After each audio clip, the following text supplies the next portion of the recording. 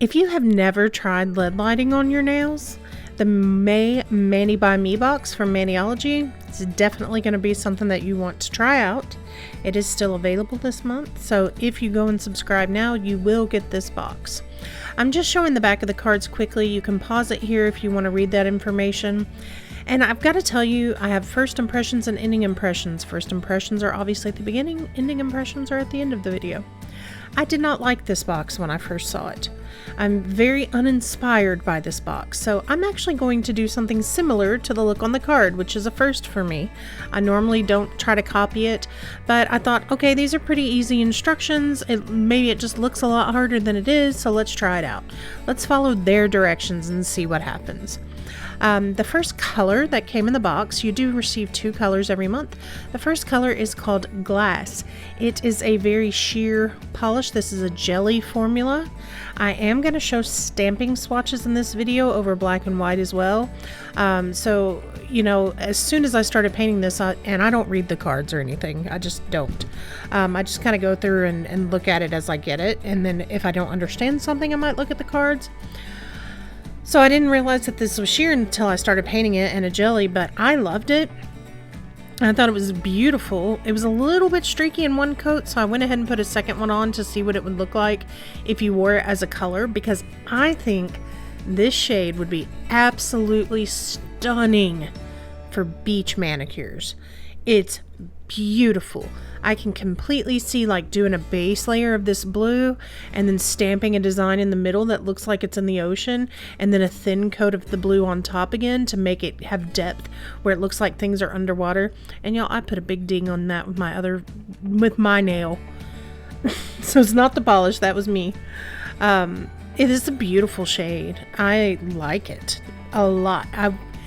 I would not have picked this out, but I was very surprised by how much I enjoyed it. Of course, you cannot see it over black, and I'm giving away my mani here, but you saw it at the beginning of the video. I forgot to film that part and had to go back and do it. And it's a beautiful blue. I highly recommend that one. Loved it. The next color is called Shattered. This is more of a typical stamping polish. It has great opacity. I thought it looked nice. Of course, you can't see it over black either, but it is beautiful over the white. It was nice and clear, and it has these little, I'm not sure if they're a very pale purple or a very pale silver shimmer that runs through it. You can kind of see it reflecting in the light. It's absolutely beautiful. It's like an eggplant shade. I like it a lot. But when we go back to first impressions and I look at this whole stained glass concept with these 2 colors, to me, it felt more like a fall box. And not that I think anybody has to be a stickler to seasons, but everything together for me just felt more like late fall, Christmassy. Maybe it was because of the stained glass. I know not all stained glass is, you know, church related, but I don't know. It just kind of felt fall to me. So I was, you know, not very inspired. I do really like the sea turtles on the plates, and we're going to look at those up close in just a minute. And talk about that. So there are designs that I like, but it's not really my style. So when we get to the end of the video and I tell you my final thoughts, please stick around for that, because it may not be what you think. I am a Maniology affiliate, so I do have to let you know that if you use code JILLIE10, you will get 10% off of all purchases and $5 off of your first Mani by Me box. Okay, so that's the first plate. Here's what I don't like about both of these sets, both of these plates. It's too busy. There's too much on there, and they're huge images. So unless you have super long nails, or you're okay with only being able to use like a little tiny portion of these, you kind of miss out on the whole effect of the scene because the images are so big.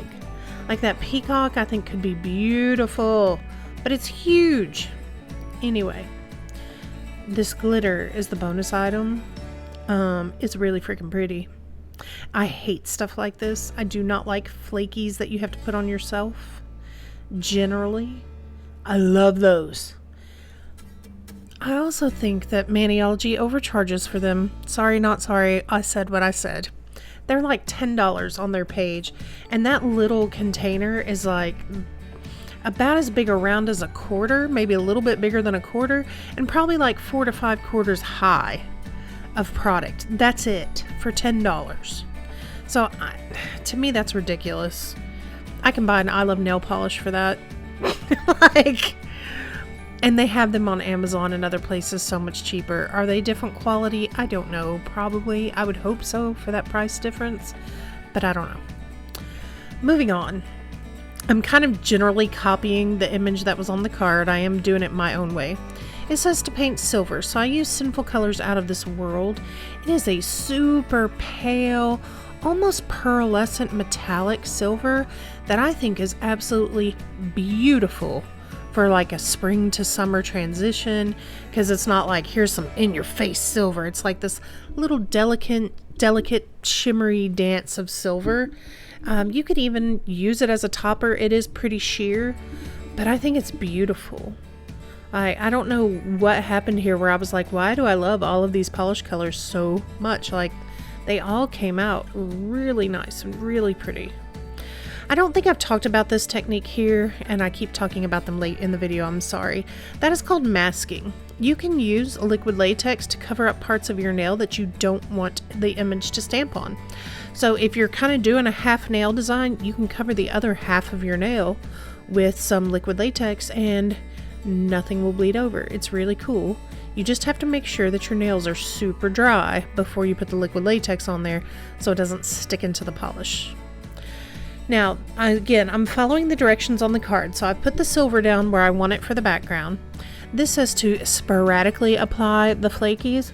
I don't know if you've ever tried to sporadically apply flakies on a nail. Yeah, that's about as sporadic as it gets, and they're so pretty I can't help it. I'm putting more on there.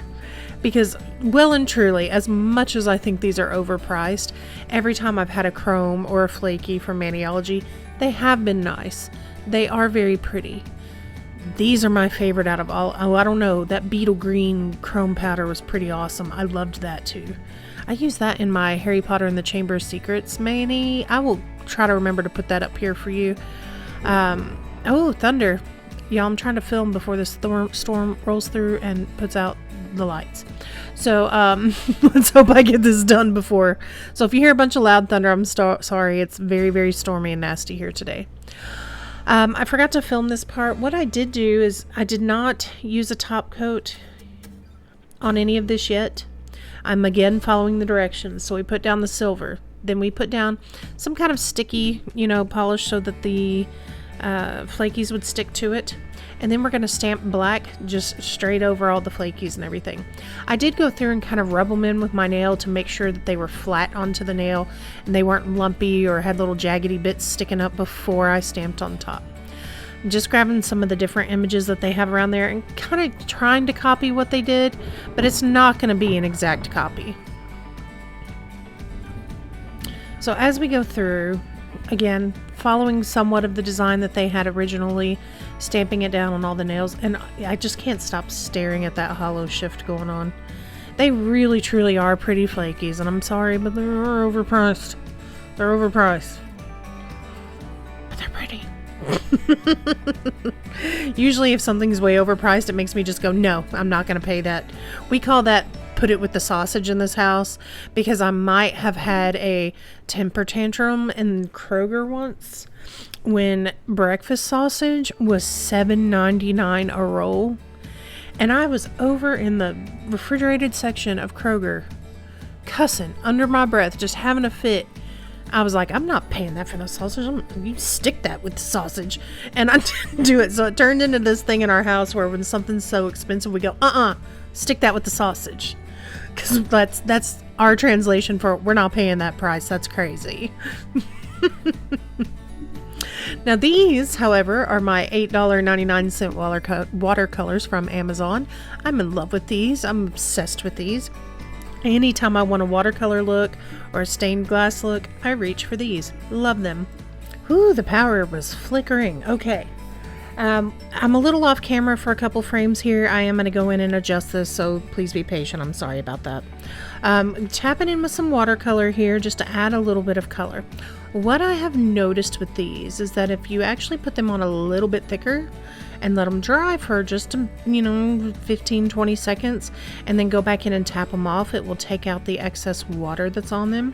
Please note I did use a matte top coat over everything before I started painting because it does help the watercolors stick in place a little bit better. Otherwise they wipe right off. So I'm just kind of going in with some crazy spring florally but very pastel kind of colors in here. Okay, for me, I didn't love this at the end. I feel like this is a little too busy for a watercolory kind of look. To like go in and kind of individually hand paint everything's very difficult.